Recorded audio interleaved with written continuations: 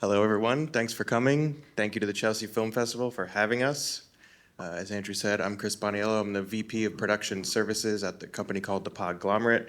And I think we're going to have a really fun conversation here about building community through podcasts. All of us have various experience in film, TV, podcasting, stage, television, acting as well. And I think it's going to be really exciting. So to jump it off with a little tidbit here, let's see, go over to Dan and Stuart. I was wondering, was there a moment when you guys were building this show where you found that your work had now turned into active engagement with the audience as opposed to you just putting out a show all the time? You're getting responses, you're finding, oh wait, someone is finding a nugget in here and coming back to us with it. Yeah, just real quick, Stuart, we do a podcast called The Flophouse. We've been doing it for 18 years now.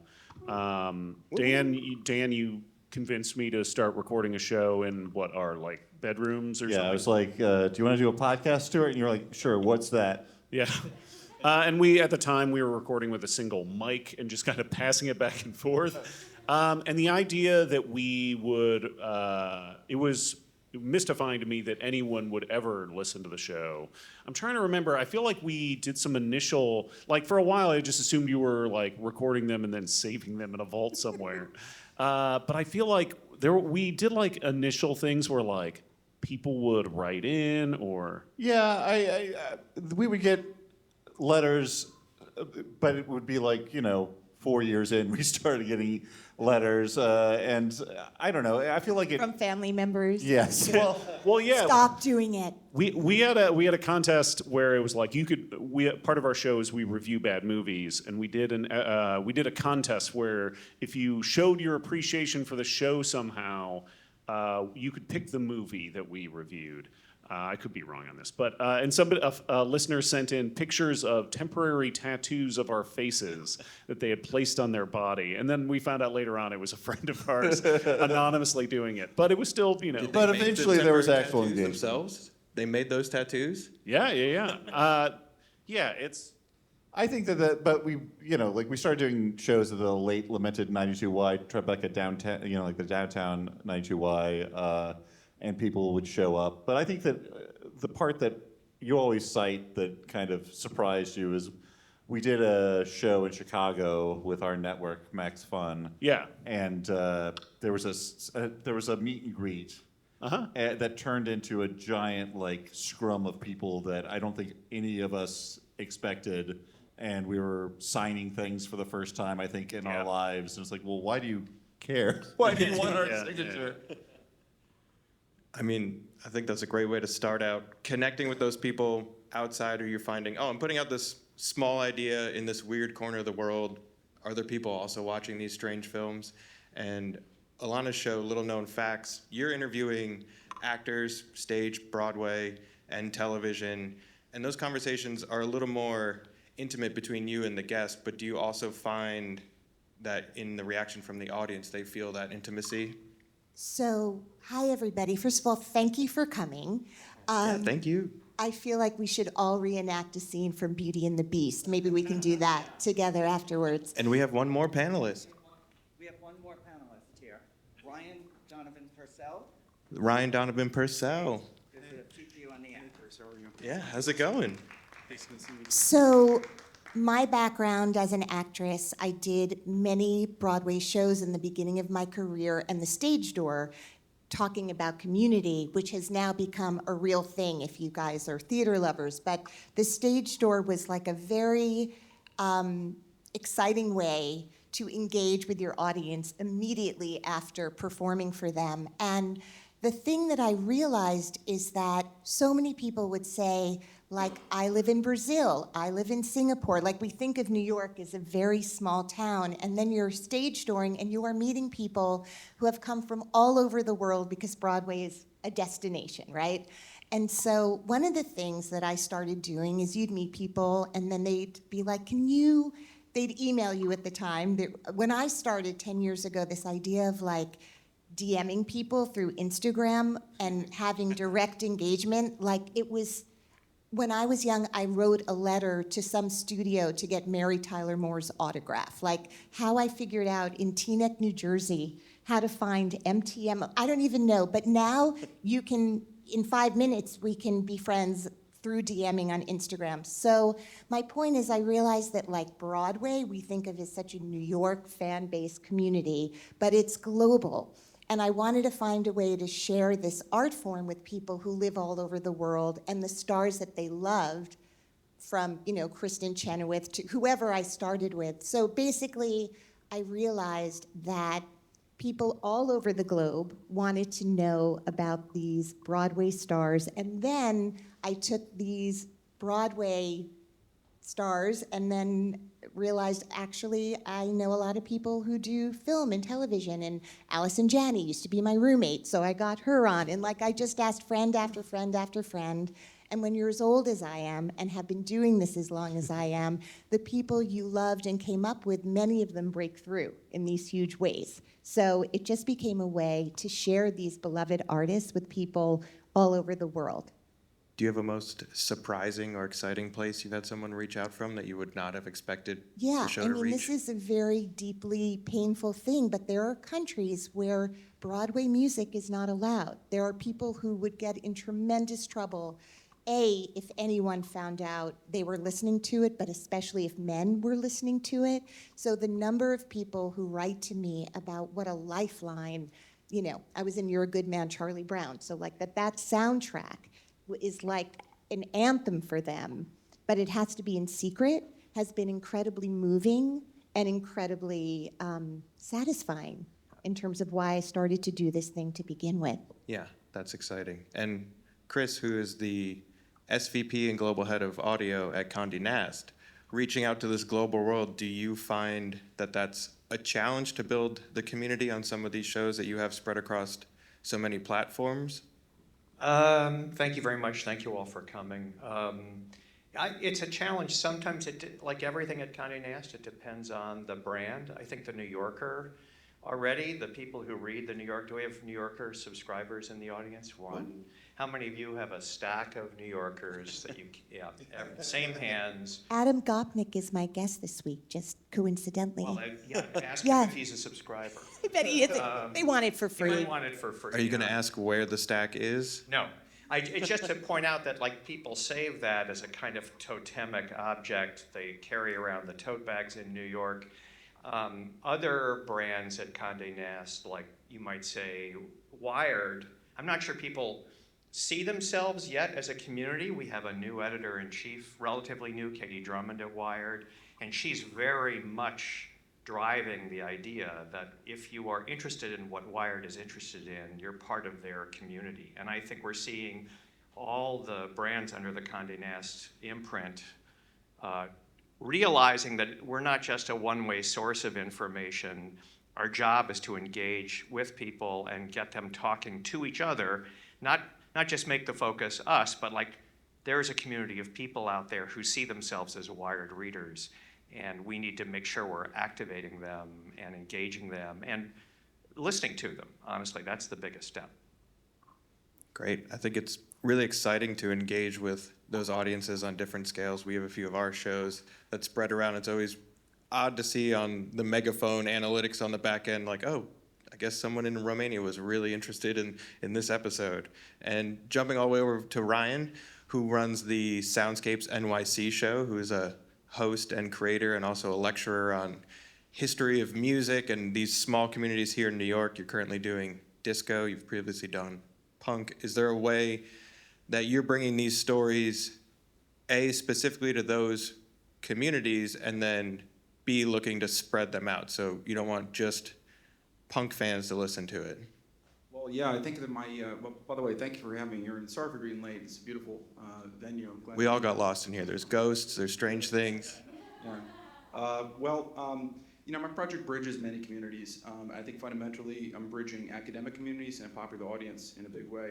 But there's also, kind of communities that are attached to these musical genres that I'm covering as well. And part of the project here is both to bridge the communities between academia and the public, but also to bridge the audiences too, because by telling these stories and telling them together, and we're finding a lot of overlaps. We're finding a lot of commonality between these segmented genres, which in the 70s didn't really exist to the extent that they do now. So it was a more fluid, kind of time for music and for society, we're finding. It's a lot of eye-opening things come out of this project, but yeah, we're trying to build bridges. Do you find any fights between the academic crowd and the punk crowd? Yeah, so it's kind of a weird thing because I guess like the coverage of punk rock in scholarship, at least academic history scholarship, is kind of new. And so it's a struggle sometimes to be taken seriously by the academic audience. But I'm finding from popular audience, many of my listeners, they really want that academic knowledge. They really want that academic insight. So I feel kind of caught between two worlds, but I feel like I'm doing good work because I am having those connections, building those bridges, and making those links between the academic and the broader public. Yeah, and I think that's something that's really special about podcasting is that direct interaction you have with your audience, with what you're creating, being able to be intimate and build on that and say, oh, there is this strange group of people over in this corner who like this strange thing that I like or like this exciting, fun thing, and we can all chat now. And we don't quite have to work on scaling it up too much yet until maybe Chris is interested in bringing it and making it, much, much bigger. But I think it's also fun to be able to do it across mediums and have live events like this. And I was interested, Dan and Stuart, when you guys are building out your ideas for live events and how you're going to interact in those moments where you're bringing your show from the audio world directly to the community. Is there rituals? Is there something you're planning for where you're saying, hey, we're going to bring this out to... The slaughtering of the chicken, I think, is one of the more gruesome parts. Well, when we first started doing live shows, we started doing our show format is we watch a bad movie and the show is us reviewing it basically.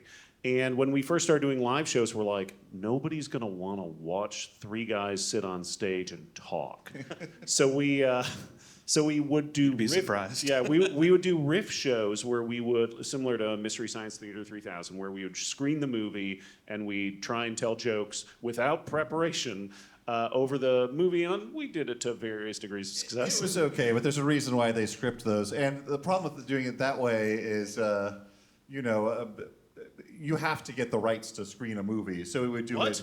We would do it only in concert with like places that were already screening movies, and so then we switched over to basically doing our show live. But again, we were like, it was early on, and I was like, well, we got to give the live audience something more than just three guys talking. So we started doing these PowerPoint presentations, like each of us beforehand. It's like school. Yeah, it's great. Well, they're comedy TED Talks, essentially, about whatever we found funny. And then, turns out we were the fools, because there are plenty of shows that just go up on stage and talk, and they seem to be doing just fine. But I think that we like that we're doing something a little extra.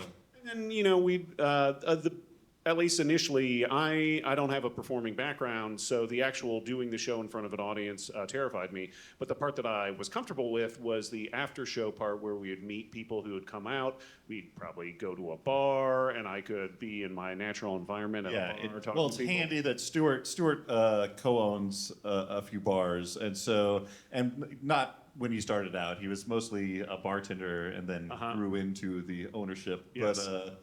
But that's a handy thing to have on. To have our the team. after party at one of my businesses. Yes. Yeah. You can fall upwards into ownership.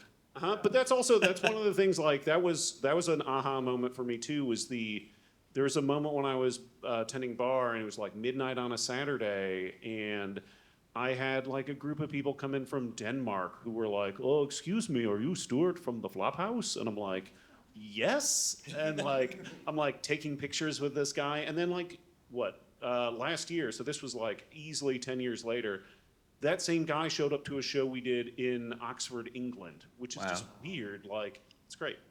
Traveling fans. Ilana, have you found that you have some fans that are coming for the podcast versus your performances or your stage credits or TV? Yeah, it was really an extraordinary thing. Obviously, before it became a vodcast medium, it was just audio, and I would be on a subway talking to someone, and by my voice, anyway, when you're an actress, you enjoy being recognized for your Seinfeld episode. Exactly. And now hearing someone recognize you from your voice, because it is so intimate, I feel like I do a lot of live events also. I'm in Bryant Park all summer, and at the W Hotel, I do a lot of live things. I mean, one of the wonderful things for any of you here who wants, everything becomes, you think it's one thing, and then it becomes a whole other part of your life, right? Like the idea of all the live things you're doing when you were in your apartment doing a podcast, that was not your expectation.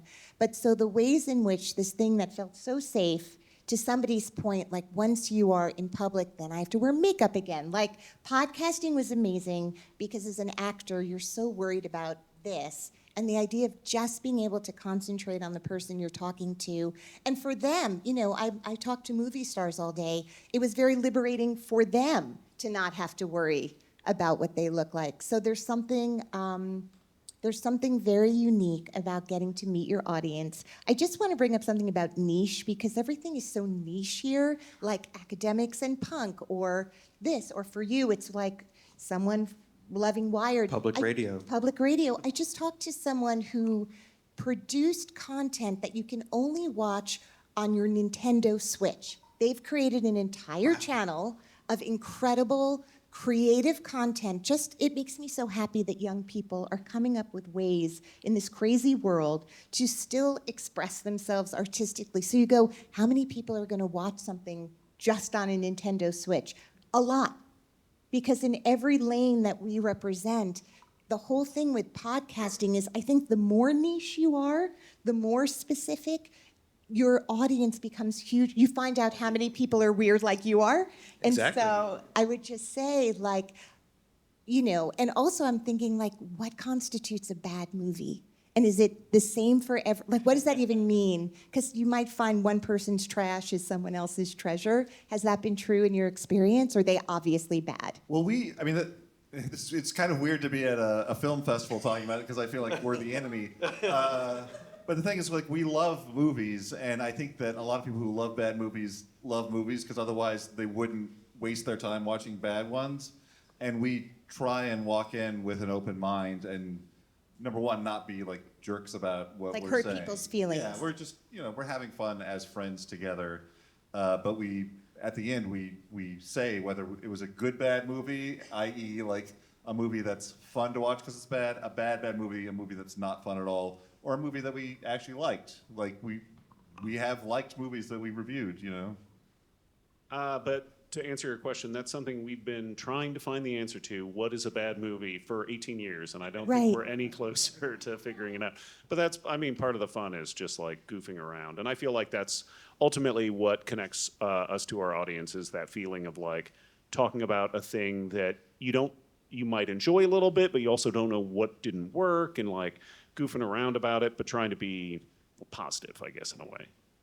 I think that's something we all see behind the scenes is once you get more involved in it, whether you're making a podcast, working on your film, and you see the craft behind it and the skills and the tools needed and the work for it, you start to respect that amount of time and sweat and effort. And if the storyline doesn't quite work, but a shot was amazing, you start to wonder how they planned that. Or similar with a podcast, when you start getting an audience built up and people you're engaging with, even if it's 5 or 10 people, they know you're sitting down there recording those episodes, watching those movies. I hosted a show a couple years ago where we just did Halloween movies for 31 days in October. I wouldn't suggest doing a daily movie show. It was a bit of a production nightmare, but we ended up getting interviewed on a Canadian radio broadcast because one of the hosts just loved the show so much, and we went down a rabbit hole of 60s and 70s horror movies. So there's people out there who are excited that you're going to put in the time and the effort, especially when tools now make things super fast and have crazy stuff, and you can plug in an idea and get a ton of crap put out for it. But if you're going to sit down and do the hour, and especially put your own voice or your own blood, sweat, and tears behind the frame or in the audio mix or something, that is a nice way to engage with that audience. And I was wondering, Ryan, have you had the experience now that Ilana was talking about where she has had people recognize her voice? Have you gotten there yet in this world of your craftsmanship? Well, I came in from LA yesterday for two reasons. First, it was an To academic save conference. the movie industry. Well, I mean, there's a kind of a push within academia, at least historians, at least that's what I know, to kind of connect with the entertainment industry. It's just starting out, and I think that I'm on that wave of kind of connecting. But when I was out in LA, I was out there for an academic conference, but also to host the LA Punk Film Festival. So that's one kind of unlikely scenario where someone reached out to me, said, hey, you would like what you do in punk, would you like to host this? I'm like, of course, I'm gonna be out there anyway, love to. But at the academic conference, people in academia, they're like, hold on, you're behind Soundscapes NYC, you're that guy? Oh my God, great to meet you. Really exciting stuff. And I was like, wow, this is a warm, inviting community here, and I didn't know that. I was just kind of making things to make them. And if you don't mind, I just wanted to share this brand new news. We just started the podcast last year, but we just got a big award, the Signal Award for Best Indie Podcast. Really excited for that. So we're riding high. Congrats. Really excited about that. And I just wanted to share that. Thank you very much. Congrats. And that's also another great way to build community in the podcast world, in the film festival world. There's a lot of different festivals, a lot of awards. There's places you can chat with. And I've been finding through my career, most people are just an email or a chat away. This isn't a huge industry with big walls. I mean, maybe you're not going to go after someone at the top at Warner Brothers, but someone running the Signal Award, someone doing something like that is going to chat with you and be able to let you know how to apply, see what you've been about, and it's a good way to practice those things. Can I ask Ilana a question? Go for it. Ilana, how do you build your audience, and how do you approach the first-time listener? Because the indie podcasters, I think, have the hardest job in podcasting, right? I was really lucky because the people, so I went cast by cast. I did a lot of plays, and a lot of people in those plays had huge fan bases.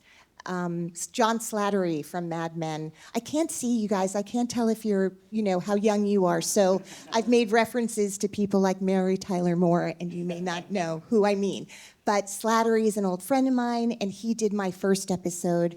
And once you get someone that has a big fan base, it's very easy to get Julianne Moore to come on. And then all of a sudden publicists are calling me because a friend of mine started the ball rolling.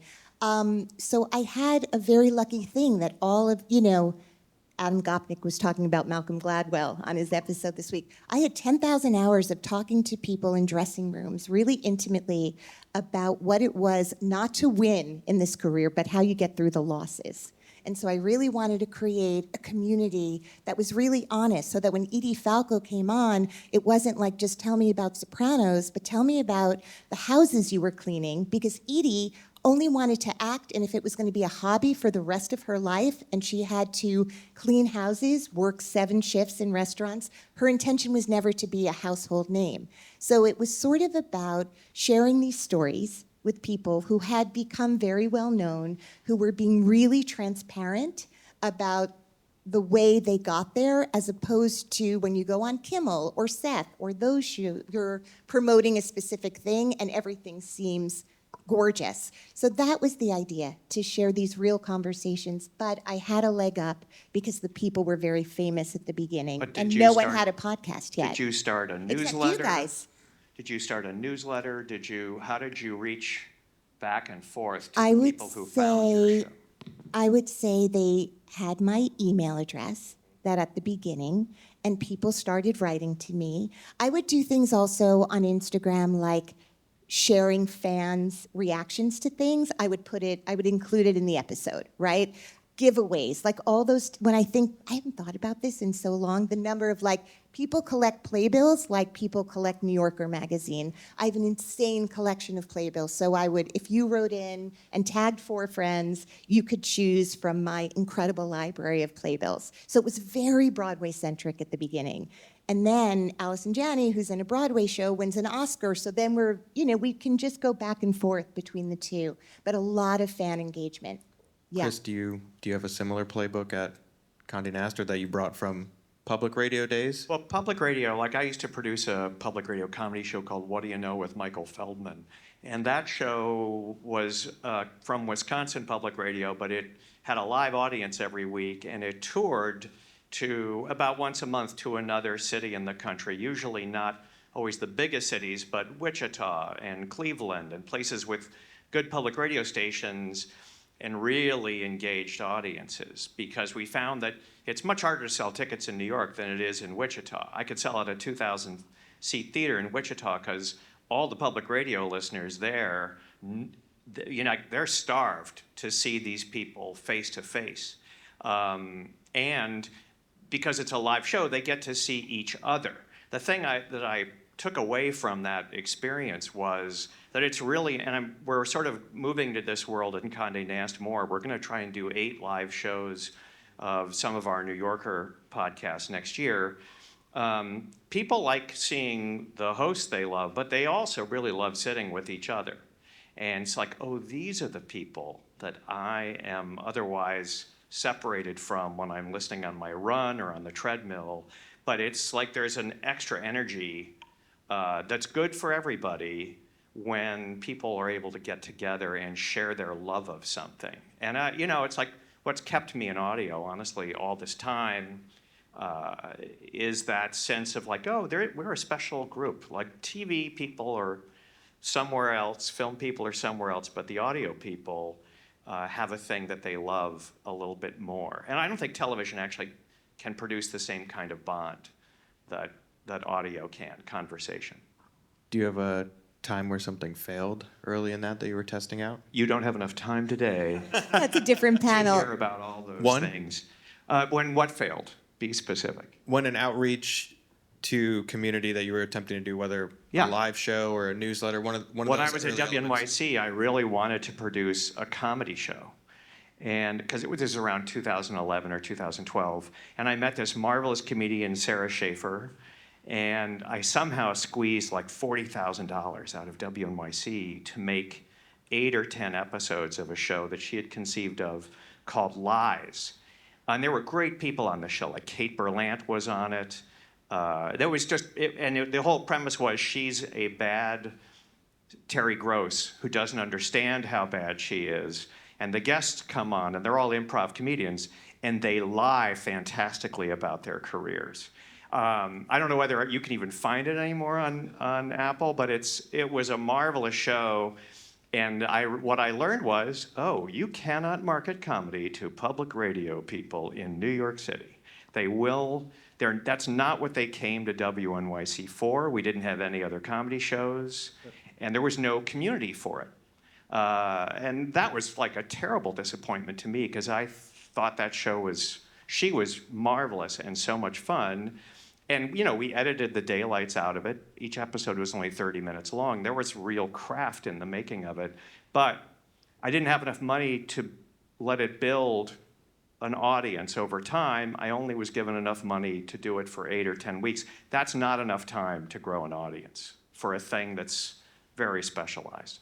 Chris, I had no idea. I used to write for Sarah Schaefer's comedy show when she was doing it in a basement downtown, and downstairs I was like, Chris, you know everyone, and this is just another example of it. Look up that show. If it's out there, somebody should pay her to do it again. I'm sorry to interrupt, the other obvious thing, there are cons for everything. Like, I started at Broadway Con and immediately met my show grew, right? That's another global destination where people, and I imagine for everyone here, there are these conventions that are either really small Or film festivals. Comic-Con or film festivals, and that's where you're building community also, and you're face-to-face with the people listening to you. Yeah, you get to have a direct interaction, and you're not in a gigantic crowd, and you kind of know that initial wall has been broken down. And I would interview the people at Broadway Con, and then have snippets of their stuff be on the show. And then all their families are listening, right? Like you invite someone in, and then everyone they know is now listening. Yeah, and like Ryan at the film festival this week, you're interacting directly with people that are interested in this topic already. Well- Were you able to easily outreach there? Is that a good experiment for you for that community building? Well, I'm kind of working 2 crowds here. So I got the entertainment crowd, and then film festivals are great for that. I'm still learning. In fact, some of the ideas that we brought up here, I'm going to take with me. So I appreciate that. But the other crowd are my students and the professors in my college at Fordham, and the whole podcast came out of a lecture that I give called American Soundscapes, where we dive into a specific moment in history and listen to the music and kind of learn what kind of history that music can tell us about that moment. And the students came to me. This is actually at Sarah Lawrence College before I came to Fordham. They said, your narratives are awesome. They're so riveting. You have characters that drive the story, you know, and you wrap it up and talk about the implications. This can be a podcast. I was like, I don't know the first thing about making a podcast. So actually, these very creative students really encouraged me, showed me the ropes with Adobe Audition and all these kinds of programs and everything, and really got me going. So it's through the schools, you know, that I really find my engagement. I make this podcast a part of each of my classes, which is not tack it on, but actually it's an ingrained part of the curriculum that I'm doing. So like I start with an opening anecdote, like I play a clip from my, the latest released episode, which happens to tie into the lecture for that day. And the students are following it, and I find that it's making them more engaged in the classroom, but also they're, super fans at the end of the day.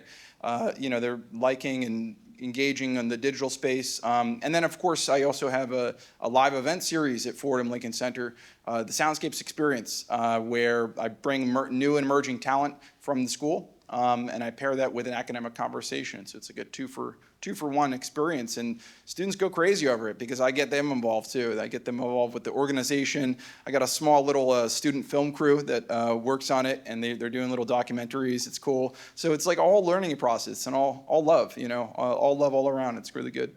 I think that's a great point you bring up too, is that the barrier to entry into podcasting is not very high. It's zero.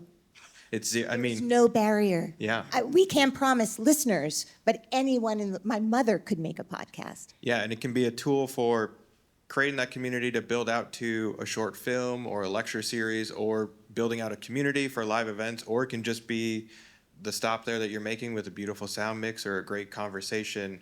And yeah, it just takes a microphone and some desire to record with people and have a good time. I think that people sometimes jump too far into trying to make the next amazing thing with needing tons and tons and tons and tons of talented people to all help out on, and podcasting is a good place to start off learning all of these tools. And none of this software or any of these tools is that hard. There's a million tutorials on YouTube to learn it all. I don't know, Stuart, Dan, Ilana, was there anything as you guys started out where you were just like, I got into this medium because it's so easy for me to fall into it. I literally bought Podcasting for Dummies, and that's how I started. And we started, like we said, 18 years ago, and so we had the great advantage of there being a pretty open field, which gave us a chance to build an audience. I think that we've put on a good show, which has allowed us to grow and have people listen. But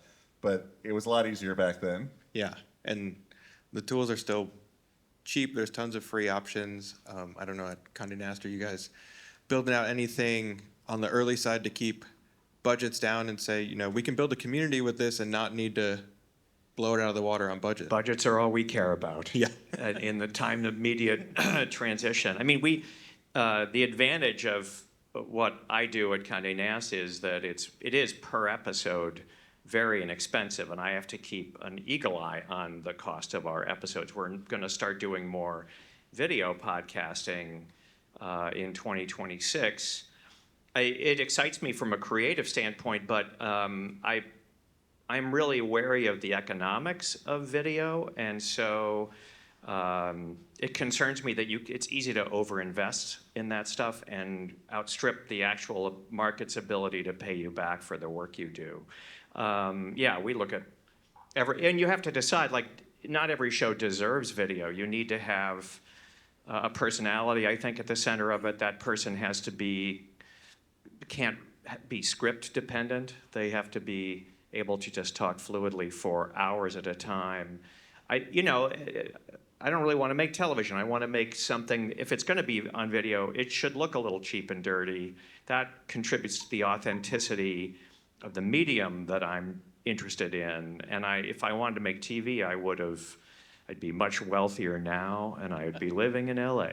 That's a nice jacket. Don't undersell. That is a very nice Over jacket. several months. And to Alana's point earlier, with podcasting, with what you're saying, not switching over fully to video, it does allow guests to be more intimate, more open. And if you are 10 minutes before recording telling someone, oh, actually, you're going to be on video, you're going to need hair, makeup, we're going to have lights. Oh, you only have a terrible webcam that's like looking up at your chin.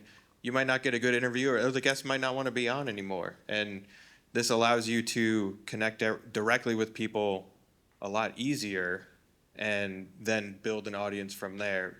And I was wondering, Dan, Stuart, when you guys were starting on moving ideas into video using some of these clips, is that a conversation you've also had? Yeah, I mean, I think that's a thing that like almost all podcasters are struggling with right now, is whether or not the pivot to video and like putting more effort and money and time and producers and getting more people involved, like, does that make sense? Is it worth it? Is that what your audience wants? Have you asked the audience or I mean, or your community? You know, that's a good idea. We haven't. I mean, I think part of it's also like, do we see it more as a tool to find new audience, like use it as a way to like have social media clips that draw people to our show, like.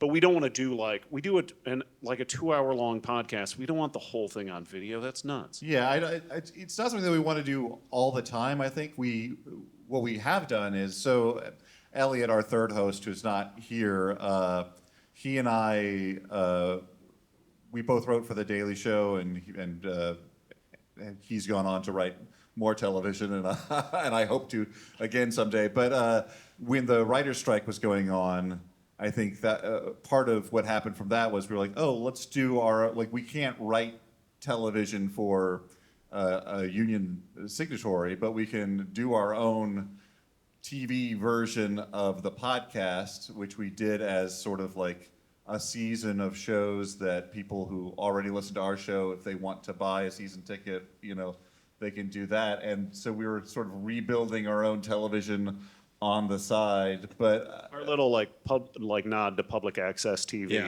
And are you adding little in jokes in there? For of course, and there's also we both have the live equivalent where we're doing a live Zoom call that people can watch, and also there's a Q&A, and you can see people being active in the chat, and then if you buy a ticket, you can also watch the tape later. You can watch the show later on, but I think a big part for me is the excitement of seeing the people in the chat, talking with each other, chatting with each other.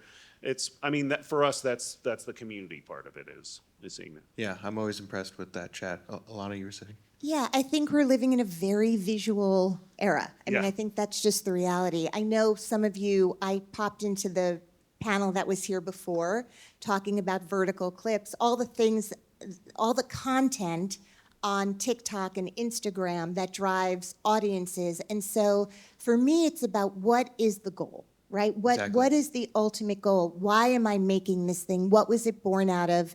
When I'm sure you all felt this way, when I was asked to be on this panel, which was called Building Community, I started my podcast literally because all I want is to be in community in a world where it feels like we are all so dispersed in all these different ways. And so, I was thinking about Howard Stern as you guys were talking. I now watch Howard Stern, right? Yeah. The idea that, my dad would listen to him in the car, and now I watch him and call her daddy. I don't know if you guys are part of the daddy gang, but we watch that. It's so great to see Kim Kardashian and not just listen to Kim Kardashian. So all the platforms are available. You have the audio version, you have the video version. People are going to find what works for them, and people are going to, I'm hoping while people are driving, they're listening and not watching my vodcast. But I am guilty of sometimes watching shit while I'm driving. So it's figuring out what works for your audience also.